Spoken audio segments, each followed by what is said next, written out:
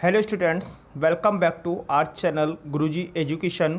आज के वीडियो में हम सीखने वाले हैं लेसन नंबर 2 अम्ल क्षारक एवं लवण के क्वेश्चन आंसर। आइए देखते हैं।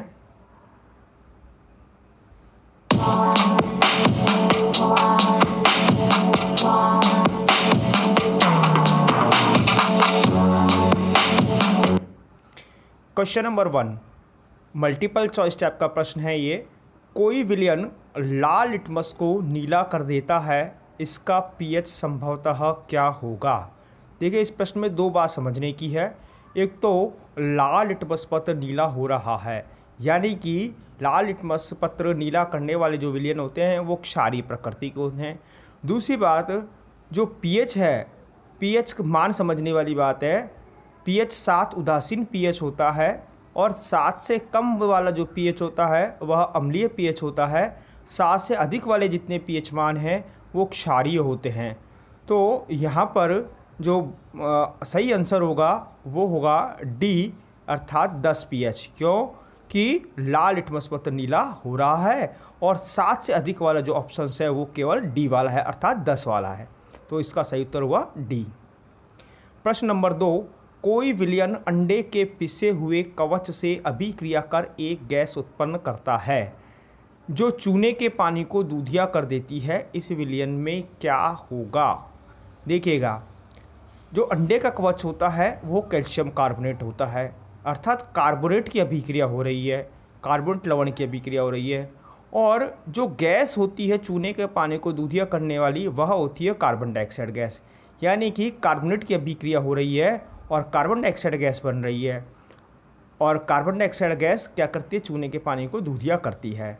तो यानी कि कार्बोनेट की अभिक्रिया जब अम्लों से होती है तो वह कार्बन डाइऑक्साइड गैस उत्पन्न करते हैं। तो इसका सही उत्तर है ऑप्शन बी, HCl यानी कि हाइड्रोक्लोरिक अम्ल।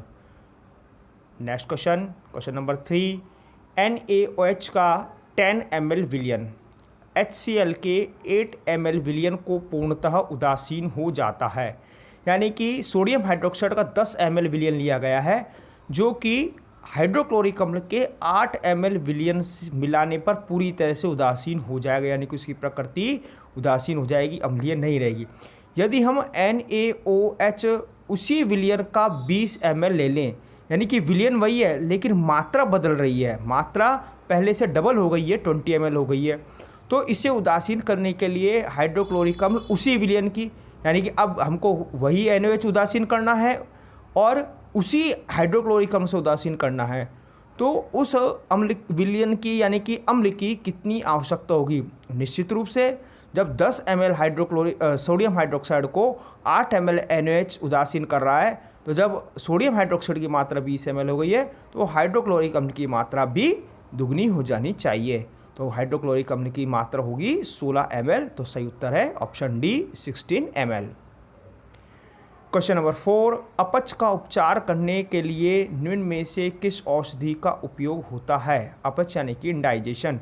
इंडाइजेशन कब होता है, जब पेट में ज़्यादा एसिड बनता है, हमारे स्टोमक या जिसको उदर बोलते हैं, स्टोमक में जब ज़्यादा मात्रा में एसिड बनने लगता है, ज़्यादा मात्रा में एसिड बनता है तभी अपच होता है।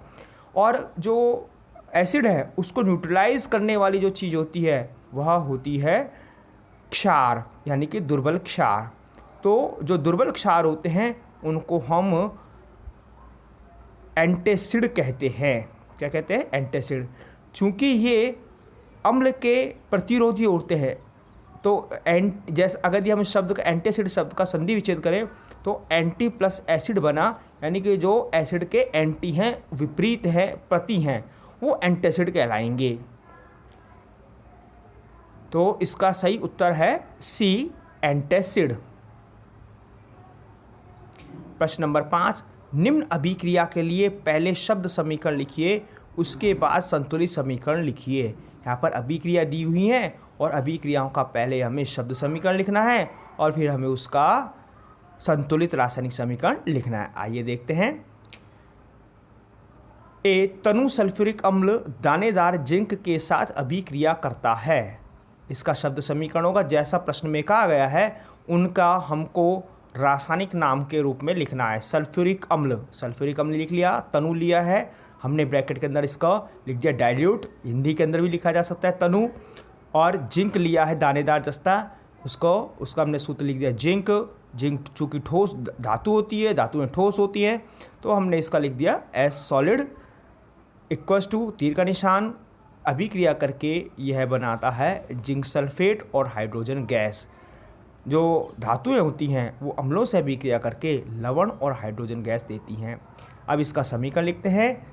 इसका समीकरण सल्फ्यूरिक अम्ल का सूत्र H2SO4, डाइल्यूट तनु लिया है तो हमने लिख दिया तनु, धातु जिंक, धातु का सूत्र लिखा है Zn और equals to ZnSO4 zinc sulphate plus hydrogen gas. यानी कि इनका जो हमने शब्द समीकरण लिखी है इनके हमको रासायनिक सूत्र लिखेंगे तो हमें रासायनिक समीकरण प्राप्त हो जाती है। यह समीकरण संतुलित है तो इस समीकरण को संतुलित करने की आवश्यकता नहीं है। क्वेश्चन नंबर 2 इसी का बी पार्ट, तनु हाइड्रोक्लोरिक अम्ल मैग्नीशियम पट्टी के साथ अभिक्रिया करता है, यानी कि हाइड्रोक्लोरिक अम्ल की अभिक्रिया मैग्नीशियम रिबन के साथ हो रही है। तो इसका शब्द समीकरण बनेगा हाइड्रोक्लोरिक अम्ल तनु प्लस मैग्नीशियम, मैग्नीशियम धातु होती है, ठोस लिख दिया हमने ब्रैकेट के अंदर, इक्वल्स टू तीर का निशान magnesium chloride plus hydrogen gas. चूँकि यहाँ भी धातु है तो लवण बना है मैग्नीशियम क्लोराइड और हाइड्रोजन गैस बननी है तो हाइड्रोजन गैस लिख दी हमने। इसका रासायनिक समीकरण, इनका सूत्र लिख देंगे हम। हाइड्रोक्लोरिक अम्ल का सूत्र होता है HCl लिख दिया, हमने तनु लिया था तो ब्रैकेट के अंदर तनु लिख दिया गया है। मैग्नीशियम का सूत्र होता है Mg, मैग्नीशियम का सूत्र लिख दिया, धातु ठोस होती है हमने ठोस लिख दिया। और मैग्नीशियम क्लोराइड का सूत्र होता है MgCl2 और हाइड्रोजन का सूत्र होता है H2 हमने लिख दिया। चूँकि हाइड्रोजन गैस होती है तो हमने ब्रैकेट के अंदर गैस लिख दिया। गैस लिखने के स्थान पर यानी ब्रैकेट में G लिखने के स्थान पर आप खड़े तीर का निशान यानी कि एरो भी लगा सकते हैं और जो एरो हेड होगा वो ऊपर की ओर होना चाहिए। यह सिंबल गैस के लिए होता है। इसको हमको इक्वेशन को बैलेंस करना है। बैलेंस करने के लिए हमें जो हाइड्रोक्लोरिक अम्ल है उसके लेफ्ट साइड हमको 2 लिखना होगा, अर्थात हाइड्रोक्लोरिक अम्ल को हमको 2 से मल्टीप्लाई करना होगा। ऐसा करते ही इसमें सभी तत्व बैलेंस हो जाते हैं। अगर ये समीकरण बैलेंस करना किसी को नहीं आया है तो हम पहले वीडियो जारी कर चुके हैं समीकरण संतुलित करने का। वीडियो का लिंक मैं इसके डिस्क्रिप्शन बॉक्स के अंदर डाल दूंगा, तो उसको देखकर आप समीकरणों को संतुलित करना सीख सकते हैं। सी ऑप्शन, तनु सल्फ्यूरिक अम्ल एल्यूमिनियम चूर्ण के साथ अभिक्रिया करता है। यहाँ पर भी अम्ल की अभिक्रिया हो रही है और धातु के साथ हो रही है। सल्फ्यूरिक अम्ल का सूत्र लिख दिया, तनु है हमने ब्रैकेट के अंदर तनु लिख दिया, प्लस एल्यूमिनियम धातु लिख दिया, धातु ठोस होती है तो हमने ब्रैकेट के अंदर S लिख दिया, सॉलिड लिख दिया, इक्वल्स टू के निशान aluminium sulphate plus hydrogen gas. चूँकि जो ये है सल्फ्यूरिक अम्ल है, धातु से क्रिया करके लवण बनाएगा, एल्यूमिनियम सल्फेट और हाइड्रोजन गैस देगा, तो ये बनता है। इसका इक्वेशन लिखेंगे। सल्फ्यूरिक अम्ल का सूत्र H2SO4, एल्यूमिनियम का सूत्र Al और एल्यूमिनियम सल्फेट का सूत्र Al2SO4 का whole thrice plus H2 hydrogen. इसको इक्वेशन को बैलेंस करने के लिए हमें सल्फ्यूरिक अम्ल को 3 से मल्टीप्लाई करना पड़ेगा और एल्यूमिनियम को 2 से मल्टीप्लाई करना पड़ेगा और जो हाइड्रोजन गैस है इसको हमको 3 से मल्टीप्लाई करना पड़ेगा। तो इस प्रकार से इक्वेशन बैलेंस हो जाती है। प्रश्न नंबर 6, अल्कोहल एवं ग्लूकोज जैसे यौगिकों में भी हाइड्रोजन होते हैं लेकिन इनका वर्गीकरण अम्ल की तरह नहीं होता है। एक क्रियाकलाप द्वारा इसे साबित कीजिए। देखिए, अल्कोहल के अगर ये सूत्र देखें तो अल्कोहल के सूत्र में हाइड्रोजन आता है, जैसे CH3OH, C2H5OH, ग्लूकोज C6H6, इनमें हाइड्रोजन आ रही है, हाइड्रोजन तत्व है। और जो अम्ल होते हैं उनके अंदर हाइड्रोजन होता है, जैसे H2SO4, HCl, अभी हम पिछले क्वेश्चंस के अंदर देख चुके हैं। तो हमको ये बताना है एक क्रियाकलाप के द्वारा, एक एक्सपेरिमेंट के द्वारा, कि इनका वर्गीकरण हम अल्कोहल और ग्लूकोजों का वर्गीकरण हम अम्लों के श्रेणी में क्यों नहीं रखते हैं। इसको हम देखते हैं क्रियाकलाप के द्वारा, देखते हैं। देखिएगा, इसको करने के लिए हम इस प्रकार से एक एप्रेटस सेट कर देते हैं। एक बीकर लेते हैं और उस बीकर के अंदर हम एक प्लास्टिक का या रबर का कॉर्क लगाते हैं। प्लास्टिक या रबर के जो कॉर्क होता है इसके ऊपर हम 2 कील लगा देते हैं और जो कील होती हैं कीलों को हम वायर की सहायता से, तांबे के तार की सहायता से इन्हें हम 6 वोल्ट की बैटरी, कुंजी और एक बल्ब के साथ जोड़ देते हैं और इसे हम एक बीकर के अंदर रखकर बीकर के अंदर तनुकृत अम्लीय विलयन यानी कि जो वाटर है उस वाटर के अंदर कुछ बूंदे हम अम्ल की किसी एसिड की हम डाल देते हैं। क्योंकि जो शुद्ध वाटर होता है यह विद्युत का चालन नहीं करता है, तो इसे कंडक्टर बनाने के लिए यानी कि इसको चालक बनाने के लिए हम इसके अंदर कुछ बूंदे अम्ल की डालें। कोई सा भी अम्ल इसके अंदर हम डाल सकते हैं। आइए अब इसका प्रयोग का वर्णन करते हैं। एक कॉर्क पर जैसा हमने चित्र बनाया है उसी के आधार पर हम इसका वर्णन करते, इसको हम लिखते हैं जैसे जैसे हम करते गए हैं। तो बहुत आसान है, यदि हम चित्र को समझ ले, गौर से चित्र को यदि हम देख लें तो इसका वर्णन हमको याद करने की आवश्यकता नहीं होती है, उसी के आधार पर हम लिख सकते हैं। आइए इसका वर्णन देखते हैं।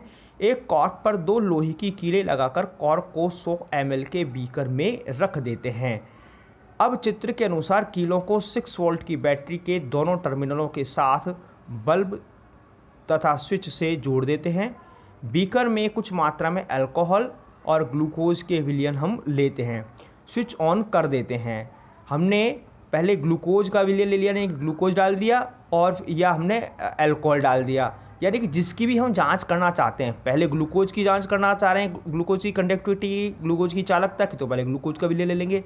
फिर हम अल्कोहल की कंडक्टिविटी की जांच करेंगे तो फिर हम अल्कोहल की का विलयन हम डाल लेंगे और स्विच ऑन कर देते हैं। हम देखते हैं कि बल्ब प्रकाशित नहीं होता है। जब बैटरी से जुड़ा हुआ है, बल्ब स्विच ऑन कर दिया गया है तो बल्ब प्रकाशित होना चाहिए, लेकिन ग्लूकोज की उपस्थिति में और अल्कोहल की उपस्थिति में बल्ब प्रकाशित नहीं होता है। अल्कोहल और ग्लूकोज अम्लों की तरह जल में विलय होकर मुक्त हाइड्रोजन आयन नहीं प्रदान करते हैं, जबकि अगर हम इसके अंदर अम्ल का विलयन लें तो अम्ल का विलयन हम लेंगे तो विद्युत बल्ब प्रकाशित होगा। क्यों होगा? क्योंकि जो अम्ल होते हैं यह हाइड्रोजन आयन प्रदान करेंगे, क्योंकि अम्ल जल में घुल करके हाइड्रोजन आयन देते हैं। और जब मुक्त आयन यदि किसी विलयन के अंदर उपस्थित हैं तो विद्युत धारा प्रवाहित होने पर आयनों का गमन होता है और विद्युत धारा प्रवाहित होती है और बल्ब प्रकाशित हो जाता है। तो अल्कोहल एवं ग्लूकोज अम्लों की तरह जल में विलय होकर मुक्त हाइड्रोजन आयन प्रदान नहीं करते हैं। हम जानते हैं कि विलयन में विद्युत का धारा का प्रवाह मुक्त आयनों की उपस्थिति कारण से ही होता है। इसीलिए अल्कोहल और ग्लूकोजों को हम अम्लों की तरह वर्गीकृत नहीं करते, अर्थात उनको हम अम्ल नहीं मानते हैं, जबकि इनकी संरचना में हाइड्रोजन होता है। अतः हम कह सकते हैं कि अल्कोहल एवं ग्लूकोज जैसे यौगिकों में भी हाइड्रोजन होते हैं, लेकिन इनका वर्गीकरण अम्ल की तरह नहीं कर सकते हैं। इनकी तरह अम्ल का वर्गीकरण नहीं होता है, क्योंकि इन्होंने जल में विलय होकर अम्ल की तरह हाइड्रोजन आयन प्रदान नहीं किए। प्रश्न नंबर 7, आश्रित जल विद्युत का चालक क्यों नहीं होता है जबकि वर्षा जल होता है? आश्रित जल का मतलब डिस्टिल वाटर, आसूत जल, तो यह विद्युत का चालक नहीं होता है। अभी पिछले क्वेश्चन में मैंने आपको बताया भी था कि जो शुद्ध जल होता है वह विद्युत का चालन नहीं करता है, जबकि जो वर्षा जल है वह विद्युत का चालक होता है। आइए क्यों, इसका कारण देखते हैं। देखिएगा, आश्रित जल शुद्ध जल होता है, इसमें कोई भी मुक्त आयन नहीं होते हैं और हम जानते हैं कि जल की विद्युत चालकता इसमें उपस्थित मुक्त आयनों के कारण ही होती है। पिछले प्रयोग में हम देख भी चुके हैं। आश्रित जल में किसी भी प्रकार के मुक्त आयन नहीं होने के कारण यह विद्युत का चालक नहीं होता है। अब बात आती है वर्षा का जल विद्युत का चालक क्यों होता है, जबकि जो वर्षा जल होता है, वर्षा जल के अंदर ऑक्साइड्स घुले हुए होते हैं, कार्बन के ऑक्साइड, सल्फर के ऑक्साइड, नाइट्रोजन के ऑक्साइड, क्योंकि ये प्रदूषण से आते हैं। तो कार्बन डाइऑक्साइड और SO2 सल्फर डाइऑक्साइड जैसे घुल करके इसे अम्लीय बना देती हैं। कार्बन डाइऑक्साइड घुलेगी, कार्बोलिक अम्ल बनाएगी, सल्फर डाइऑक्साइड घुलेगी, सल्फ्यूरस अम्ल बनाएगी, नाइट्रोजन ऑक्साइड घुलेगी, यानी कि नाइट्रोजन के ऑक्साइड घुलेंगे तो उसको नाइट्रस अम्ल बनाएंगे। तो ये इस पानी के अंदर अब क्या बनेंगे, ये दुर्बल अम्ल होते हैं, वीक एसिड्स होते हैं। तो पानी क्या हो गया, अम्लीय हो गया, और अम्लीय जल में मुक्त हाइड्रोजन आयन होते हैं और यह विद्युत का चालक बन जाता है, विद्युत का सुचालक बन जाता है। प्रश्न नंबर 8, जल की अनुपस्थिति में अम्ल का व्यवहार अम्लीय क्यों नहीं होता है? जल की अनुपस्थिति में, अगर यदि एसिड है वह जल के अंदर घुला हुआ नहीं है, जल उसके अंदर नहीं मिलाया गया है, तो वह अम्लीय नहीं होगा, अम्ल की तरह व्यवहार नहीं करेगा, यानी कि नीले लिटमस को लाल नहीं करेगा। इसका कारण क्या है, आइए हम देखते हैं। क्योंकि अम्ल केवल जल की उपस्थिति में ही हाइड्रोजन आयन मुक्त कर पाते हैं। अम्ल जो है जब जल के अंदर घुलेगा, घुलने पर ही वह अपने में से हाइड्रोजन आयन रिलीज करेगा, उसमें से हाइड्रोजन आयन मुक्त होंगे। अरेनियस संकल्पना कहती है, अरेनियस संकल्पना के अनुसार अम्ल वे पदार्थ है जो जल में विलय होकर हाइड्रोजन आयन प्रदान करते हैं। अतः जल की अनुपस्थिति में अम्ल का व्यवहार अम्लीय नहीं होता है। चूंकि जल नहीं होगा तो हाइड्रोजन आयन नहीं आएंगे, और हाइड्रोजन आयन नहीं हो पाएंगे, फ्री नहीं हो पाएंगे, तो वह अम्लीय व्यवहार नहीं करेगा। प्रश्न नंबर 9, 5 विलयन ए, बी, सी, डी व ई की जब सार्वत्रिक सूचक से जांच की जाती है, यूनिवर्सल पीएच से जांच की जाती है, हम लिटमस से नहीं कर रहे हैं, तो पीएच के मान क्रमशः, यानी कि ए का जो पीएच मान है वो 4 आता है, बी का पीएच मान 1 आता है, सी का पीएच मान 11 आता है, डी का पीएच मान 7 एवं ई का पीएच मान 9 प्राप्त होते हैं। अब कौन सा विलयन, आगे देखिए बात क्या कहता है, देखिएगा। ए, पहली बात उदासीन है। देखिए कौन सा, इसमें हम एक बात समझ लें जो पहले पिछले प्रश्नों के अंदर मैं समझा भी चुका हूँ। पहले प्रश्न के अंदर उदासीन पीएच किसका होता है, 7 का। जो पीएच स्केल पर, पीएच पैमाने पर 7 रीडिंग देगा वह उदासीन होगा। 7 से कम 6, 5, 4, 3, 2, 1 ये अम्लीय होंगे, अम्लीय पीएच होते हैं। जबकि 7 से अधिक 8, 9, 10, 11, 12, 13, 14 तक होते हैं इसके अंदर, और 14 तक वाले वो क्षारीय पीएच होंगे। तो इसके आधार पर हम देंगे। तो इसमें पूछा है उदासीन पीएच कौन सा है, उदासीन पीएच 7 वाला है। और प्रबल क्षारीय, प्रबल क्षारीय यानी कि यहाँ पर जो उदाहरण दिए हैं, जो टेस्ट ट्यूब्स के अंदर जो विलयन दिए उनके लिए पूछ रहा है। तो जो प्रबल क्षारीय वो है पीएच 11, यानी कि सबसे ज़्यादा पीएच हमारे मान 11 वाला है। और प्रबल अम्लीय पीएच 1 वाला, क्योंकि अभी मेरा बताया है 7 से कम वाले अम्लीय होते हैं। तो सबसे कम जो हमारा पीएच वाला विलयन वो 1 वाला है। दुर्बल अम्लीय यानी कि जिसका पीएच थोड़ा और अधिक हो जाएगा, वो पीएच हो गया पीएच 4 वाला हो गया। दुर्बल क्षारीय वो हो गया पीएच 9 वाला। इस प्रकार से हमने इनका पीएच के बारे में बता दिया। आगे प्रश्न में पूछता है, आगे प्रश्न के भाग में पूछता है पीएच के मानों को हाइड्रोजन आयनों की सांद्रता के आरोही क्रम में व्यवस्थित करें। आरोही का मतलब बढ़ते हुए क्रम में व्यवस्थित करें, यानी कि हाइड्रोजन आयनों की सांद्रता किस पीएच में अधिक होगी, इस आधार पर हमको इनको व्यवस्थित करना है। देखिए हमको पीएच संख्या जो इसके अंदर दी हुई है, जैसे पीएच 1, पीएच 9, पीएच 7, 11, इस आधार पर हाइड्रोजन आयनों की सांद्रता नहीं होगी। इसमें उल्टा चलेगा। उल्टा क्या चलेगा, जितना पीएच कम होगा पैमाने पर, उतनी उसके अंदर हाइड्रोजन आयनों की सांद्रता अधिक होगी। यानी कि हाइड्रोजन आयनों की सांद्रता अधिक होने का मतलब है उसकी एसिडिटी के अंदर, उसकी अम्लता के अंदर वृद्धि होना। और जितनी अधिक अम्लता अधिक होगी, जितनी अधिक एसिडिक अधिक होगा वह विलयन, उसका पीएच मान, पीएच पैमाने पर उतना ही कम आएगा। आइए अब हम इनको व्यवस्थित करते हैं, यानी कि इनके बढ़ते हुए क्रम में। तो सबसे अधिक पीएच वाला जो विलयन होगा वह सबसे पहले हमको लिखना होगा, क्योंकि उसकी अम्लता उतनी ही कम है। तो पीएच 11 वाला हमारे जो प्रश्न में दिया है उसके अनुसार पीएच 11 सबको हमको सबसे पहले लिखना होगा। पीएच 9, पीएच 7, पीएच 4 और पीएच 1, इस प्रकार से पीएच 1 जो है सर्वाधिक हाइड्रोजन आयनों की सांद्रता वाला विलयन होगा। प्रश्न नंबर 10, परख नली ए एवं बी में समान लंबाई की मैग्नीशियम की पट्टी दीजिए। परख नली ए में हाइड्रोक्लोरिक अम्ल, परख नली बी में एसिटिक अम्ल। दोनों अम्लों की मात्रा एवं सांद्रता समान है। किस परख नली में अधिक तेजी से बुदबुदाहट होगी और क्यों? देखिए इस प्रश्न के अंदर जो समझने वाली बात है, 2 परख नली ली गई है। एक हाइड्रोक्लोरिक अम्ल, हाइड्रोक्लोरिक अम्ल प्रबल अम्ल होता है, जबकि जो एसिटिक एसिड होता है यह दुर्बल अम्ल होता है। एक बात क्लियर हो गई। दूसरी बात ये कह रहा है कि मैग्नीशियम की पट्टी यानी कि अम्ल की अभिक्रिया धातु के साथ हो रही है, ठीक है, और धातु दोनों अम्लों के लिए समान है और धातु की मात्रा, यानी कि जितनी मात्रा दी जा रही है, समान लंबाई की ये पट्टी की बात कर रहा है, यानी कि धातु की मात्रा समान हो गई, लेकिन अम्ल की प्रबलता अलग अलग हो गई, अर्थात एक अम्ल दुर्बल है और एक अम्ल प्रबल है। तो दोनों अम्लों की मात्रा भी बराबर है। जैसे 10 ml से हम क्रिया करवा रहे हैं HCl, तो 10 ml ही हमारा एसिटिक अम्ल है। यानी कि धातु की मात्रा सेम, अम्ल की मात्रा सेम, लेकिन अम्ल अलग अलग हैं। किस प्रणाली में अधिक तेज़ी से बुदबुदाहट होगी और क्यों होगी? देखिए, अम्ल जो होते हैं वो धातुओं से क्रिया करके हाइड्रोजन गैस देते हैं।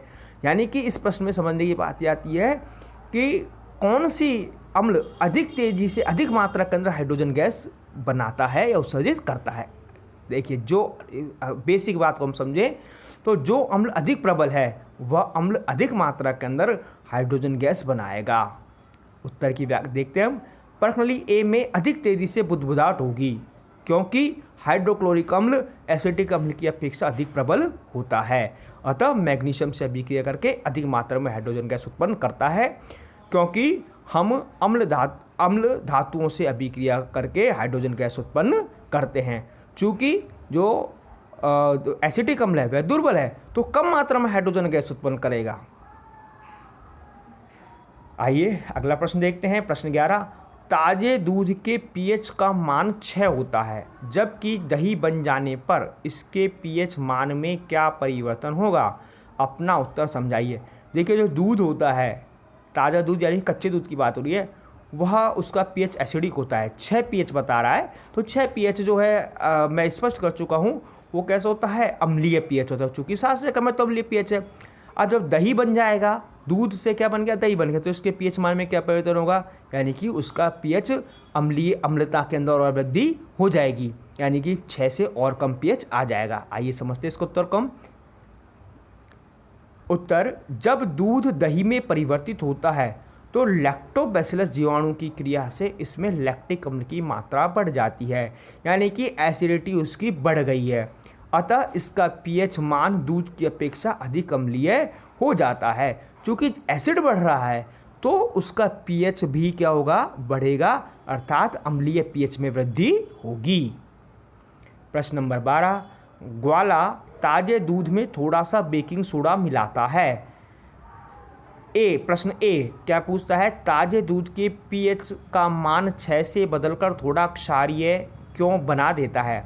देखिए, जो बेकिंग सोडा होता है, इसको सोडियम हाइड्रोजन कार्बोनेट भी कहते हैं, यह दुर्बल लवण होता है, लेकिन इसका जो pH होता है वह क्षारीय pH होता है, यानी क्षारीय pH वाला दुर्बल असंक्षारक लवण है ये, यानी कि ये संक्षारण नहीं करता है।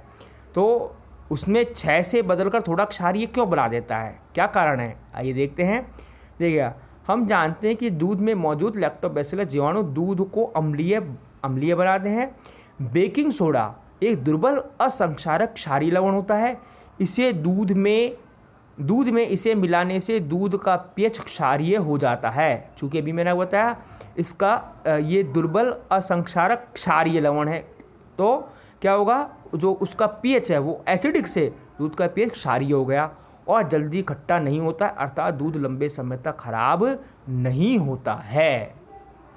तो दूध को खराब होने से बचाने के लिए इसके अंदर बेकिंग सोडा मिलाया जाता है। इसका बी प्रश्न का भाग, इसी प्रश्न का बी, इस दूध को दही बनने में अधिक समय क्यों लगता है? देखिए, ताजे दूध में बेकिंग सोडा मिलाने से इसमें उपस्थित लैक्टिक अम्ल को उदासीन करेगा, क्योंकि दूध के अंदर लैक्टिक अम्ल होता है तभी वो एसिडिक pH रखता है। तो जैसे ही बेकिंग सोडा उसके अंदर मिलाया गया तो बेकिंग सोडा की प्रकृति क्षारीय है, तो उसने क्या किया? उसको उदासीन कर दिया, यानी कि अब दूध का pH एसिडिक से क्षारीय pH के अंदर आ गया। तो उसने क्या किया? उसको क्षारीय pH प्रदान कर दिया, उसका pH क्षारीय हो गया। क्षारीय pH वाले दूध को दही बनने में अधिक समय लगेगा, अर्थात अगर ही सीधा दूध से दही बनाया जाएगा, यानी कि बिना बेकिंग सोडा मिलाए, तो कम समय में बनेगा, और अगर ही उसके अंदर वो मिला दिया, बेकिंग सोडा मिला दिया, तो अधिक समय लगता है। प्रश्न नंबर 13, प्लास्टर ऑफ पेरिस को आर्द्ररोधी बर्तन में क्यों रखा जाता है? आर्द्ररोधी का बर्तन का मतलब हुआ कि ऐसा बर्तन जिसके अंदर नमी नहीं पहुँचे, ह्यूमिडिटी नहीं पहुँचे, इसकी व्याख्या कीजिए। देखिए, प्लास्टर ऑफ पेरिस जल में मिलने पर यह कठोर ठोस पदार्थ जिप्सम में बदल जाता है। अगर यदि प्लास्टर ऑफ पेरिस को हम पानी के अंदर घोलें तो यह कुछ समय पश्चात कठोर बन जाता है, जिप्सम के अंदर बदल जाता है। अतः प्लास्टर ऑफ पेरिस को आसपास की नमी यानी कि आर्द्रता से बचाने के लिए आर्द्ररोधी बर्तनों के अंदर रखा जाता है। चूँकि जो एटमॉस्फेयर होता है उसके अंदर भी हवा होती है, उसके अंदर भी नमी होती है, आर्द्रता होती है। तो इसने अगर ये एटमॉस्फेयर से आर्द्रता एब्जॉर्ब कर ली तो यह जिप्सम के अंदर परिवर्तित हो जाएगा। तो इसको नमी से बचाने के लिए इसको आर्द्ररोधी बर्तनों के अंदर रखा जाता है। क्वेश्चन नंबर 14, उदासीनीकरण अभिक्रिया क्या होती है? 2 उदाहरण दीजिए। देखिए, जैसे इसका नाम है उदासीनीकरण यानी कि उदासीन होने की प्रक्रिया, और 2 उदाहरण सहित हमको समझाना है। देखिए, समझते हैं। उदासीनीकरण अभिक्रिया वे रासायनिक अभिक्रिया हैं जिनमें अम्ल व क्षारक को मिलाने पर ये एक दूसरे के प्रभाव को नष्ट करते हुए लवण व जल बनाते हैं। उदासीनीकरण अभिक्रिया कहलाती है। उदासीनीकरण अभिक्रिया अम्ल और क्षारक के बीच होती है। चूँकि अम्ल का अपना प्रभाव होता है, क्षारक का अपना प्रभाव होता है, तो जब इनको मिलाया जाएगा तो मिलाने पर ये एक दूसरे के प्रभाव को नष्ट करेंगे। यानी कि जो अम्ल है वो क्षारक को क्षारीय नहीं रहने देगा, जो क्षारक है वो अम्ल को अम्लीय नहीं रहने देगा। जब ये मिलेंगे तो लवण बनेगा और जल बनता है, तो अभिक्रिया उदासीनीकरण अभिक्रिया कहलाई।